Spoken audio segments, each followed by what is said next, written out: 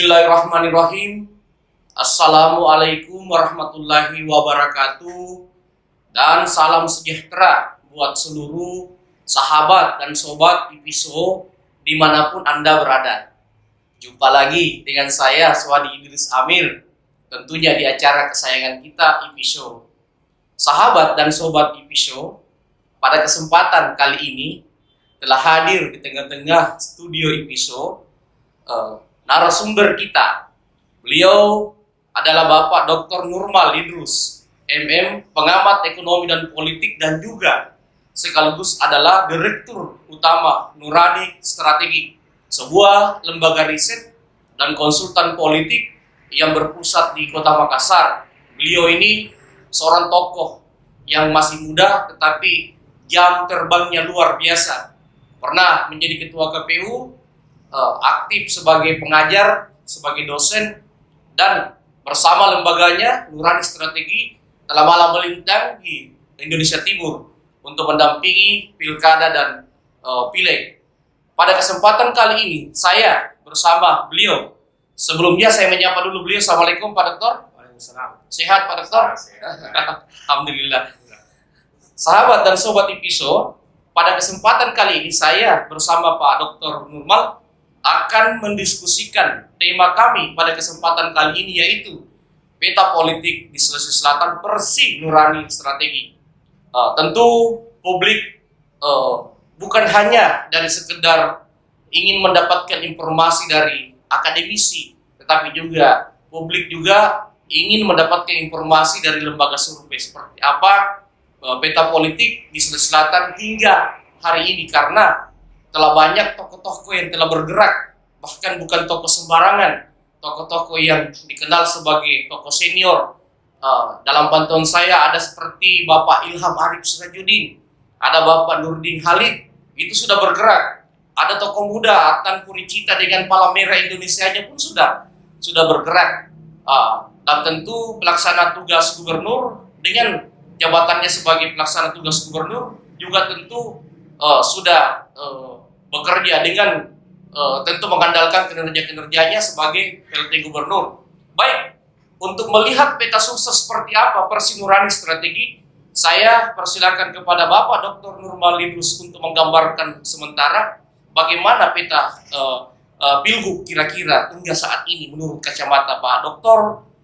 Nurmal, dan tentu berdasarkan tinjauan secara akademik, berdasarkan hasil riset kah atau apa dari Pak Dokter. Silakan Pak Dokter. Terima kasih Pak Swadi. Pertama-tama tentu saya mengucapkan terima kasih atas undangan yang diberikan kepada saya, memberi kesempatan untuk berbicara di sini. Sama-sama. Tentu kalau Pak Swadi ini adalah sahabat saya, kita sama-sama di dunia konsultansi, dan tentu kalau saya ditanya terkait dengan itu, Pak Swadi juga pasti punya perspektif yang sama, hampir sama dengan saya, dan juga mungkin ada sedikit perbedaan, karena biasanya kalau kita di konsultan kan lebih base kita, landasan kita kan di riset. Di riset, ya, benar. Selalu kita selalu ya ada tanda kutip mendewakan hasil riset itu. Benar. Mau dianggap orang salah atau tidak, jelas. Benar.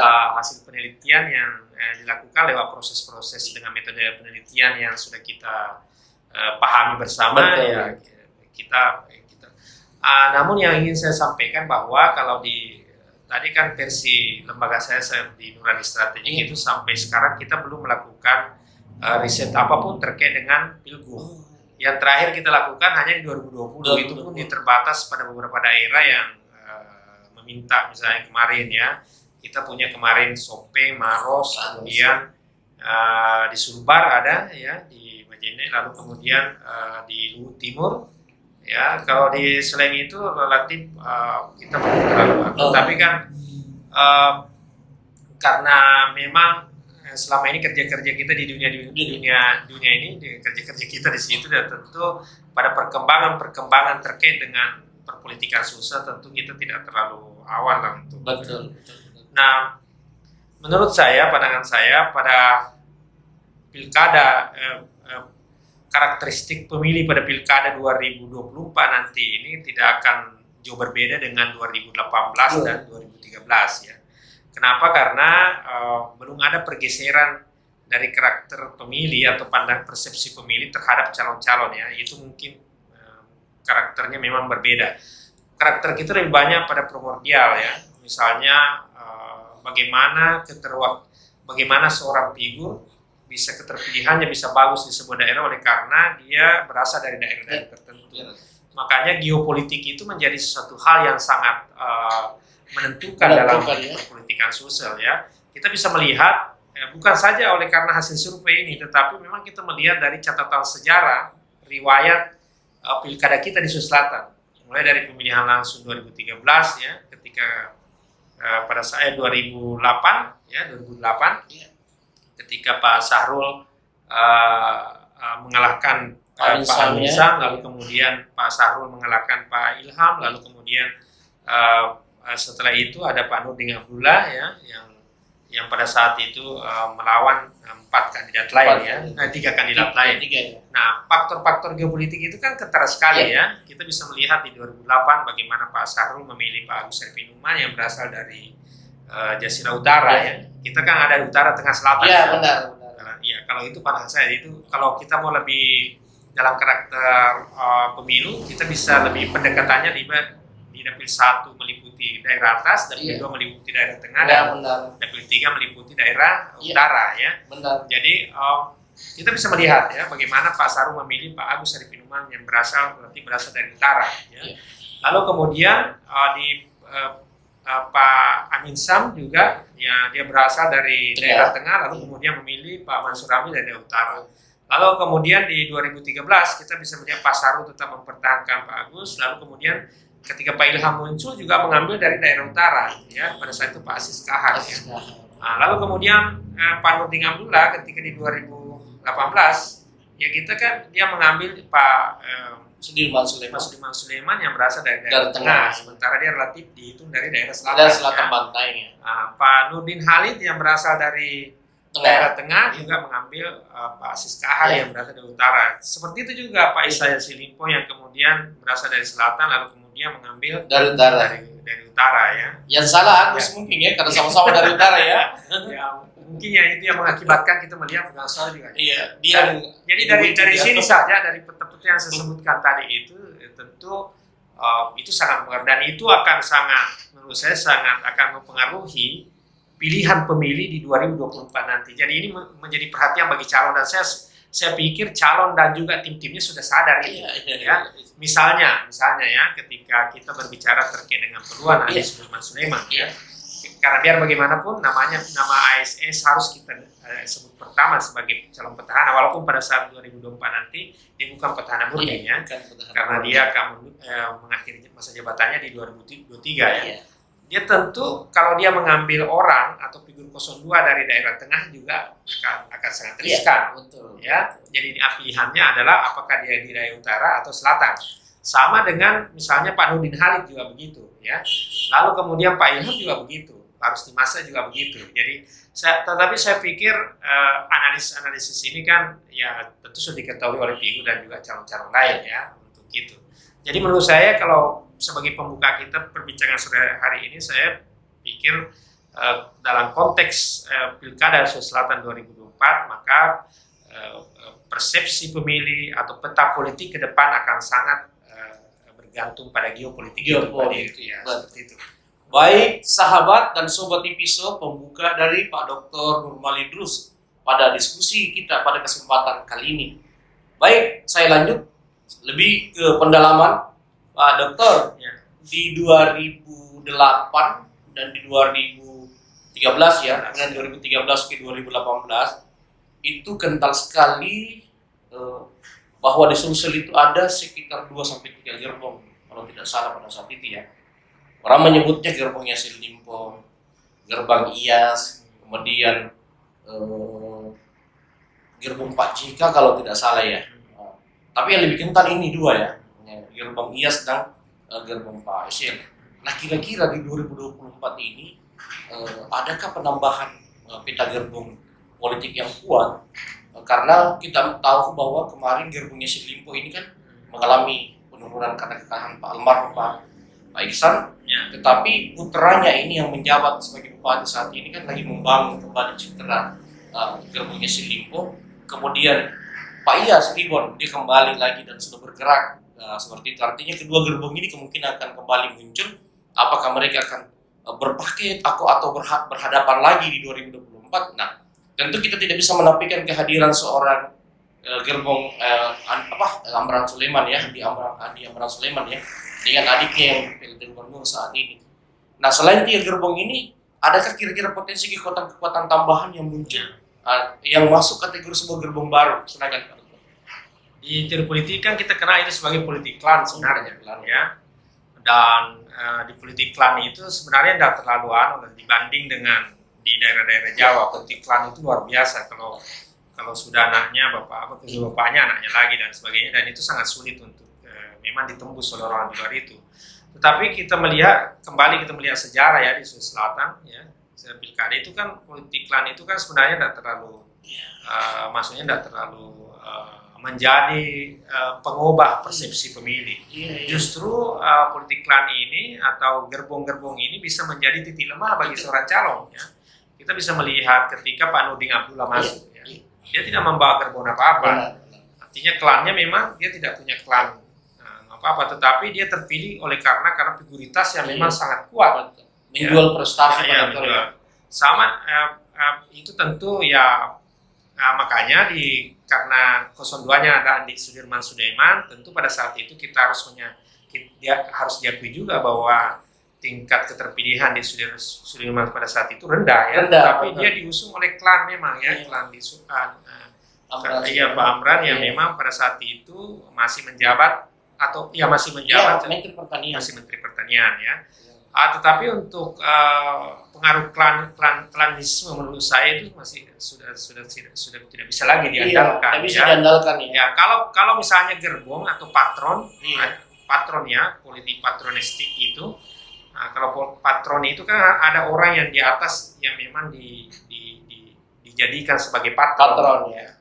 Kalau itu menurut saya tidak terlalu ya, karena kita sudah bisa melihat bagaimana pada pilkada 2018 kemarin ketika Pak Ihsan sama sekali agak sulit mengandalkan lagi klan Yassin Limpo pada saat itu. Pada saat itu kan kita sudah tahu bagaimana penguasaan di daerah selatan Pak Yassin Limpo dan keluarganya, tapi pada saat itu tetap bisa diterobos oleh Pak Nurdin Abdullah. Jadi menurut saya ini sudah tidak terlalu, sudah. Nah, kalau kemudian pertanyaannya ada lain ya, menurut saya mungkin ada pengaruhnya lah, walaupun tidak terlalu besar ya. Semisal nanti misalnya munculnya klan Amran Sulaiman yang pastilah akan muncul adiknya, apalagi kemudian ketika kan lebih duluan pilpres dengan kalau kemudian niat misalnya Pak Amran Sulaiman untuk maju pilpres, tentu ini akan sangat mempengaruhi keterpilihan adiknya kalau dia menang di pilkada. Nah, itu yang harus kita tunggu bagaimana pengaruh besarnya. Tetapi saya pikir akan sangat berpengaruh dengan kewenangan seorang wakil presiden misalnya atau presiden ya depan untuk pilkada. Ya, tetapi untuk ke depan saya pikir tidak terlalu lah itu ya. Karena yang figur-figur yang muncul pun tidak mewakili siapa-siapa ya. Kita sudah melihat ya mungkin nanti akan muncul misalnya Pak Adnan Purca yang akan mewakili klan Yassin Limpo, Pak Ilham sendiri akan maju, lalu kemudian yang ada figur-figur baru yang baru muncul dengan tanpa klan ya, misalnya Pak Rusdi Mase dan Iwan Aras relatif baru muncul di perpolitikan Sulawesi Selatan ya, seperti itu. Baik, Pak Doktor, sahabat dan sobat Tipiso, pendalaman dari Pak Doktor. Baik, tadi kita sepakat bahwa di Sulsel ini ada 3 geopolitik ya Pak Doktor ya, utara, tengah, dan selatan Pak Doktor ya. Nah, ini di tengah, di gerbong tengah ini ada banyak figur loh Pak Doktor ya. Saat ini menggambarkan gerakannya bahwa ada keinginan maju. Sebutlah tadi kita sudah menyebut 2 nama kan, PLT Gubernur pasti kemungkinan besar akan maju kembali. Kemudian Kak Iyas, Pak Ilham Arif Sirajuddin ini kalau dilihat manuver-manuvernya kelihatannya memang publik mengira bahwa besar kemungkinan beliau akan tampil kembali di pertarungan perhelatan Pilgub. Nah kemudian ada Topan Pawe sebagai ketua Golkar pada Korea. Kemudian Pak Nurdin Halid juga sudah membentuk tim kecil. Nah, walaupun seperti itu Pak Nurdin Halid juga menggambarkan ke publik bahwa ada kemungkinan kalau bukan dirinya dia mendorong sosok seorang Erwin Aksa. Nah tentu di tengah ini akan ada pertarungan di internal dulu di kelompok geopolitik enggak untuk bisa tampil, karena tidak mungkin semuanya bisa maju Pak Dokter ya. Kondisi perpolitikan di Sulsel itu agak sulit kalau bisa menciptakan lebih dari empat pasang ya kalau di Pilgub. Saya pikir maksimal 4 pasang kalau di perhelatan Pilgub ya, beda kalau di perhelatan Pilkada kabupaten kota. Nah kira-kira dari gerbong tengah ini siapa yang paling tergambarkan dalam kacamata nurani strategi dan Pak Dokter sendiri sebagai analis yang memiliki kans paling besar untuk bisa tampil di perhelatan Pilgub? Nah tentu di selatan ada nama Adnan Purihita, ada Ramdan, pembantu wali kota Makassar. Saya lihat 2 nama ini mendominasi figur selatan, Pak Dokter. Di utara ada Rusdi Masih, ada Latindro, ada Gus Arifin Numang, yang kelihatannya akan mendominasi Indah Putri Indriani. Nah kira-kira dari segi perwakilan dapil ini siapa yang paling potensi mewakili dapilnya masing-masing, zonanya masing-masing Pak Dokter? Kacamata Pak Dokter. Iya kan, kalau yang sebenarnya yang paling mungkin itu adalah kalau kita ciptakan konsensus ya, maksudnya kesepakatan. Iya. Tapi di politik kan sulit untuk mencapai konsensus itu. Misalnya di daerah tengah sekarang kan sangat bertumpuk. Iya. Dan memang dari dulu seperti itu. Dari dulu situ. Ya memang. Kaya sumber daya. Ya. Nah sekarang ini di daerah tengah seperti geopolitik yang saya sebutkan tadi, tentu seperti yang Pak Suwadi tadi sampaikan, memang banyak sekali calon ya. Banyak sekali dari tengah. Tapi yang paling mungkin kita sebut hari ini tentu yang mengendalikan partai itu yang paling pertama. Misalnya Pak Rusdi Masih sebagai ketua Nasdem dari utara ya. Ya dia punya berapa? 11 ya. 11, iya. 12 kursi. 12 kursi. Lalu kemudian Andi Iwan di daerah tengah. Ada dia mengendalikan juga 11 ya. kursi. Yang lainnya tentu masih kita harus berhitung. Walaupun pada akhirnya partai politik itu kan kecenderungannya begitu. Kalau misalnya dia tidak punya calon, tentu dia akan mendekati calon dengan popularitas yang tinggi. Iya betul. Yang kedua tentu faktor kedekatan mereka dengan DPP ya. Untuk kondisi itu tentu kita harus menghitung misalnya Pak Nurdin Halid ya, tentu Pak Topan Pawe dari daerah tengah, lalu kemudian Erwin Aksa. Ya Erwin Aksa, lalu kemudian Ilham Arif Syarujudin yang tentu menjadi elit Demokrat, Adnan Purihita juga di Golkar dan sebagainya. Nah tetapi kalau begini kondisinya saya lihat dengan peluang yang sangat besar seperti itu, memang daerah tengah ini ya terutama kalau hitungannya adalah pemilu, maka Sulsel 2 ini memang akan meninggalkan pertarungan yang sengit. Kenapa? Karena akan ada banyak stok calon di situ. Saya pikir susah sekali untuk dibangun konsensus bahwa biar saya maju Anda kan. Agak berat ya. Agak berat. Terutama di 3 peluru besar ini ya. Ada Pak PLT, lalu kemudian ada Pak Nurdin Halid dan ada Pak Iyas. Iya, betul. Dalam kondisi seperti itu tentu akan merugikan mereka ya, karena tidak mungkin juga suara akan menyatu ke satu tempat. Ya, itu pasti akan tercerai ke beberapa orang ya. Itu bisa kita lihat di beberapa pilkada ya. Pilkada 2018 seperti itu. Andai misalnya Pak Nurdin Halid mampu mengkonversi suara tengah dengan baik, maka dia akan memenangkan Buni. Tapi kan tidak bisa, karena misalnya suara Buni yang besar itu ada di Sudirman di situ. Nah, dalam posisi seperti itu, ketika tidak ada konsensus, maka saya mengkhawatirkan bisa saja calon-calon dari daerah tengah ini bisa tersisi. Bisa tersisi ya. Artinya bisa menguntungkan Nathan dari selatan dan RMS dari utara, Pak Dokter ya. Ya, kita melihat ya. Ketika di daerah tengah kita bisa melihat munculnya beberapa figur hari ini ya, yang disebut-sebut, dan beberapa di antaranya sudah menyatakan ya. Andi Iwa menyatakan mau maju, Andi Sudirman pasti maju. Lalu kemudian Nurdin Halid sudah menyatakan maju, Pak Iyas juga menyatakan seperti itu. Nah sementara di daerah selatan, Topan Pawe juga Pak Dokter. Iya Pak Topan Pawe ya. Di daerah selatan ya tidak ada satupun calon yang pernah menyatakan maju. Belum ada. Tetapi ya tentu kita bisa melihat bagaimana Petanya di Selatan. potensi Adnan Iya. itu untuk maju sangat besar ya. Betul. Dengan kondisi seperti itu tentu ini diuntungkan, sangat menguntungkan. Terus terang saja ya harus diakui bahwa sangat menguntungkan bagi Adnan. Bagi Adnan, betul. Karena potensi suara yang besar di situ ya, di sekitar 6-7 kabupaten Iya. itu sampai Selayar. Dan ketika pengaruh karakter pemilih itu berbicara, maka dia akan diuntungkan di situ. Karena ketika tidak ada pilihan lain Iya, dari daerah sana, maka orang yang tidak suka atau tidak mengenal dia, Iya. maka ketika akan TPS, maka Iya. dia akan merasa bahwa dia punya Perwakilan dari dengan selatan. Betul. Sama dengan di daerah Utara. Di daerah utara ini kan ada banyak beberapa, Iya. ya. Misalnya ada Pak Dimas, Pasti. ada Agus Arifin Umay Iya. juga, ada Latin Roy, Latin Roy, betul. ada Ibu Indah. Ibu Indah. Tetapi dan itu bisa dijadikan ketika daerah utara ini terpecah, maka mereka akan sangat sulit untuk menang ya. Kita bisa melihat bagaimana pada saat Pak Aziz Kahar dan Pak Musakar maju ya, dan kemudian itu membuat suara di sana menjadi tercerai-berai dan tidak bisa menyatu. Nah itu anunya ya menurut saya. Dan jika kondisi ini terus berjalan, maka posisi-posisi misalnya Pak Adnan akan menjadi posisi yang sangat Diuntungkan.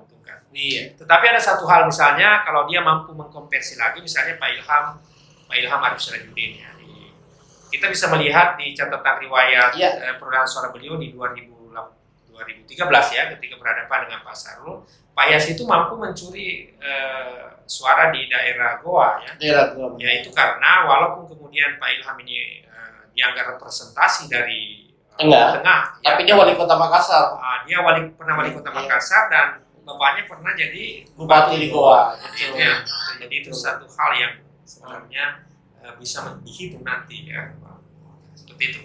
Baik sahabat dan sobat Iviso, pendalaman terhadap geopolitik figur-figur dari Pak Dr. Nurbal untuk peta Pilgub Sulsel sudah sangat dalam digambarkan. Kita lompat sedikit ke partai politik Pak Dokter ya. Ini kacamata saya ini kan ketat sekali, mungkin nanti ini ada beberapa partai Pak Dokter ya yang punya potensi memenangkan pemilu di sini. Dominasi Golkar sudah terkikis dari 18 kursi tinggal 13 kemarin Pak Dokter. Tidak salah ingat ya. Iya, 18. Kemudian Nasdem dari 7 naik menjadi 12, ini sebuah lompatan yang sangat luar biasa. Gerindra berhasil mempertahankan dengan 11 kursi. Demokrat ada penurunan dari 11 menjadi 10. PDIP ada kenaikan dari 5 menjadi 8. PKB juga dari 3 menjadi 8. Artinya kalau dilihat peta politik di ranah parpol, kemungkinan besar akan terjadi pertarungan yang sangat ketat di antara parpol-parpol yang saya sebutkan tadi. Kacamata Pak Dokter, apakah masih mungkin Golkar bisa mempertahankan keunggulan di Sulsel? Atau sudah ada bayangan gambaran dari Pak Dokter bahwa akan tersisih Golkar di 2024? Seperti apa Pak Dokter? Jadi memang ya ketika kita berbicara pilkada tadi, pilgub ya tentu harus berbicara pileg dulu. Bicara pileg dulu. Ya karena berbeda kalau pilpres itu landasan pencalonannya adalah yang 2019 ya. Ya. Maka pilkada 2024 itu landasan pencalonannya adalah Hasil pileg ya, 2024. Ya dan itu bisa nanti baru kemudian kita bisa secara mendalam untuk menganalisa. Ya, kalau hari ini kita baru bicara figur ya. Kalau berbicara partai politik agak sulit ya karena kita tidak tahu posisi masing-masing partai setelah pemilu nanti. Iya. Tetapi menurut saya itu akan sangat berpengaruh, ada sedikit pengaruhnya. Ya kemungkinan 10-20% lah pengaruh dari kemungkinan siapa yang diusung oleh sebuah parpol di pilkada nanti. Maka menurut saya sepakat dengan partai-partai politik ketika mulai hari ini dia menggabungkan figur-figur yang akan dia calonkan di pilkada. Kenapa? Karena itu akan menjadi jualannya di pemilu nanti. Betul. Sama dengan pilpres ya, maka partai politik tentu hari ini akan menggabungkan juga calon-calon pilpres itu untuk kepentingan pemilu juga. Karena apalagi itu bersamaan. Betul. Ya, misalnya Gerindra dengan Prabowo Iya, Prabowo, ya, lalu kemudian Ganjar dengan iya. Puan misalnya kan, Betul. misalnya dengan misalnya Nasdem ya, dengan yang banyak melakukan pendekatan ke beberapa calon ya, itu menjadi strategis memang. Sama dengan ketika Pilgub Sulsel ya, tentu harus ada juga seperti itu. Nah, terkait dengan membaca peluang, tentu kita pahami lah Pak Suadi tentu bisa membaca bagaimana peluang. Tentu yang paling pertama adalah bagaimana kerja-kerja mesin partai. Mesin partai. Jadi mesin kerja-kerja mesin partai itu akan sangat ditentukan oleh konsolidasi, ya, konsolidasi yang dilakukan, dan itu bisa dilihat dari sekarang. Mana partai yang punya konsolidasi lebih cepat dan mampu melakukan berbagai hal kerja-kerja politik yang bagus, menurut saya itu punya peluang yang bagus nanti untuk karena agak sulit untuk memprediksi bahwa dia akan bagus nanti di pilkada di pemilu 2024, lalu kemudian kerja-kerja politik atau konsolidasinya mandek hari ini, ya itu kan agak sulit karena dasar kita di situ. Karena untuk mencari suara di bawah tentu harus punya kerja-kerja politik. Misalnya pertama, bagaimana dia mengkonsolidasi infrastrukturnya, karena biar bagaimana infrastruktur ini kan yang akan menentukan nanti raihan suara. Apakah dia mampu membangun sebuah tim yang solid, ya sampai di tingkat TPS misalnya, sampai di tingkat RT RW, sampai di tingkat pimpinan-pimpinan desa, ya, sampai di tingkat kecamatan, sampai di kabupaten. Nah, dalam kondisi seperti saat ini tentu saya melihat, ya, misalnya Golkar hari ini masih bergelut dengan konsolidasi internalnya, yang masih ada beberapa musda misalnya, musdanya, dan menurut saya ini menjadi peringatan, ya, dan bagus bagi Golkar terjadi hari ini, karena harusnya dia menyadari secepatnya bahwa kalau ini terjadi berbahaya bagi dia. Kenapa? Karena pasti dia akan tahu bahwa kita tidak bisa lagi mengandalkan seperti yang dulu-dulu, bagaimana Golkar digerakkan meski kemudian struktur tidak terlalu bagus, tetapi digerakkan oleh mesin lain, ya, misalnya mesin birokrasi dan sebagainya. Itu dulu. Nah, sekarang tidak bisa lagi, ya, dia harus kerja keras seperti partai-partai lain. Nah, partai-partai lain misalnya kita bisa melihat misalnya Nasdem, ya. Nah, konsolidasinya kan berjalan dengan baik, ya. Itu harus kita akui, ya. Pimpinan Pak Rusdi Masih ini kuat di Nasdem. Nah, Demokrat juga begitu. Demokrat ini kan musda provinsinya saja belum selesai, ya, apalagi dengan yang lainnya. Nah, konsolidasinya lambat kan. Lalu kemudian Gerindra mulai berjalan dengan baik, walaupun ada masalah di beberapa kabupaten. Yang paling adem hari ini tentu kita bisa melihat bagaimana PKB dan PDIP dan PKS dan PAN. Ya, relatif ini tidak ada masalah dengan partai ini dan terus berkonsolidasi. Nah, dengan demikian menurut saya ini peringatan bagi teman-teman di Golkar tentu saja untuk segera menyelesaikan ini kalau dia mau mempertahankan posisinya sebagai pemenang. Ya. Karena di pilkada di pemilu 2019 saja dengan konsolidasi yang begitu bagus mereka bisa penurunan, pertahanan mereka bisa jebol, ya, dari 18 ke 13 kehilangan 5 kursi, ya, apalagi dengan kondisi sekarang ini. Yang paling pertama tentu yang paling harus dia lakukan adalah tentu dia harus mengenali medan tempurnya kali ini berbeda, ya. Lawan yang dilawan itu berbeda juga, ya. Misalnya Nasdem yang mengancam dan Gerindra yang mengancam di bawah urutan kedua dan ketiga, ya bisa saja, ya, kalau mereka membidik sebagai pemenang ya bisa saja karena konsolidasi yang berjalan dengan baik, ya, dan itu tentu harus disadari oleh misalnya teman-teman. Baik, sahabat dan sobat Ipiso, pendalaman terhadap peta parpol. Tambahan lagi pertanyaan Pak Dokter, PDIP ini Pak Dokter, apakah diuntungkan dengan pilkada serentak, pemilu serentak Pak Dokter, ya? Yang tentu kita semua tahu bahwa pelaksana tugas di gubernur kabupaten kota kemungkinan akan didominasi oleh PDIP karena saat ini mereka adalah partai penguasa, di mana Mendagri ini diidentikan dengan PDIP. Nah, apakah PDIP bisa menjadi sebuah kekuatan baru di Sulsel dengan kondisi seperti itu? Tidak terlalu bisa berpengaruh, ya. Kita bisa melihat di pilkada 2018 dan 2020 kemarin, ya. Kita bisa melihat di situ bahwa walaupun PDIP menjadi partai penguasa, tetapi itu tidak berlinear dengan hasil pilkada. Ya, pada beberapa daerah memang PDIP banyak, tapi banyak yang menang, tapi mereka menjadi partai yang pendamping, ya, bukan pengusung utama, pengusung utama. Jadi menurut saya ini tidak akan terlalu berpengaruh pada pilkada. Tapi ke pemilu ada perolehan kursi. Dia kan baru 8 saja. Tentu akan sedikit berpengaruh, ya, apalagi nanti misalnya, tetapi ini kembali lagi. kembali lagi pada karena kalau pemenang pemilu Iya. kemungkinan masih ya sebagai kandidat pemenang pemilu tentu di PDIP. Tapi kalau berbicara dalam konteks sosial ini sangat berbeda. Iya. Ya ketika kita berbicara Jawa Tengah maka selesai. Selesai. PDIP. Tapi ketika berbicara sosial itu memang masih harus diperdebatkan oleh karena banyak faktor ya. Nah, misalnya faktor-faktor lain misalnya Golkar masih sangat Kuat posisinya, kuat di sini. konsolidasi Nah, partai lain juga kuat. Ya, apalagi kemudian nanti kita tidak tahu siapa figur yang akan diusung oleh PDIP di pemilu. Dan itu akan sangat mempengaruhi pilihan pemilih di Sulawesi Selatan. Benar, misalnya capresnya ya. Ya, capresnya, siapa capresnya, dan itu pasti akan sangat berpengaruh. Kalau misalnya mereka bersama dengan Gerindra dengan Iya. Pak Prabowo, Iya. saya yakin masih bisa ya. Karena kan kemarin ini Pak Prabowo kan menang di sini, ya, menang di Sulawesi Selatan. Tetapi untuk kalau pertanyaannya terkait dengan PDIP, tentu konteksnya akan berbeda ketika kita berbicara dengan peluang mereka di Jawa. Ya.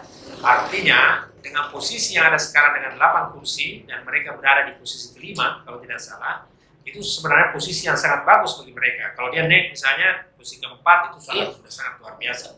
Dia berada pada posisi wakil ketua DPR ya provinsi itu masih bisa. Ya, tetapi untuk menjadi pemenang saya pikir memang agak masih harus kerja keras Pak Dokter ya. Ya. Artinya dia cukup mengancam, tapi kalau mau merebut pemenang pemilu di Sulawesi masih berat ya.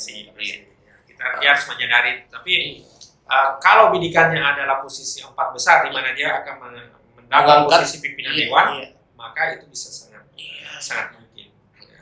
Baik, sahabat dan sobat Ipiso, ini mungkin pertanyaan terakhir saya bicara tentang pilkada dulu, singkat-singkat saja Pak Dokter. Bagaimana kondisi Sopeng, Wajo, dan Bone dalam kacamata Pak Dokter di strategi? Ini kan berbeda-beda ya. Iya. Sopeng ini petahana tidak maju lagi. Tidak maju lagi Pak Dokter ya. Dia akan menjabat sampai 2024 ya petahananya. Yang kedua Wajo, petahananya akan berhenti di 2023. 2023 ada pelaksana tugas. Ya, kemungkinan dia akan maju lagi di 2024. Iya.